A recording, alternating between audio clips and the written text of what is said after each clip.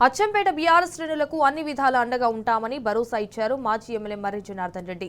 నాగర్ కర్నూలు జిల్లా వంగూరు మండల కేంద్రంలో నిర్వహించిన అచ్చంపేట నియోజకవర్గ బీఆర్ఎస్ కార్యకర్తల ఆత్మీయ సమ్మేళనంలో ముఖ్య అతిథులుగా మాజీ ఎమ్మెల్యేలు మర్రి జనార్దన్ రెడ్డి, జైపాల్ యాదవ్ హాజరయ్యారు.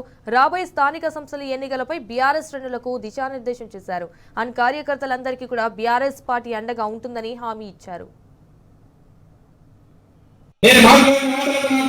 తెలంగాణ రాష్ట్రం నుంచి కడప, ఖమ్మం, వరంగల్, ఆదిలాబాద్, నారాయణపేట అన్ని జిల్లాల నుంచి ఫోన్ చేశారు సార్. మీ కార్యకర్తల గురించి చాలా గొప్పగా మాట్లాడారు సార్. అవునయ్యా, మేము చేసిన తప్పే కదా, మమ్మల్ని గెలిపించిన కార్యకర్తలు మేము మర్చిపోయినాం కాబట్టి మమ్మల్ని ఓడిపోలేదా, మేము ఎందుకు ఓడిపోయామో మాకు అర్థమైంది. ఈసారి ఇంతకుముందు చేసిన తప్పు ఇప్పుడు చేయం. మా కార్యకర్తలే మా కుటుంబ సభ్యులు, కార్యకర్తలే మా కుటుంబం.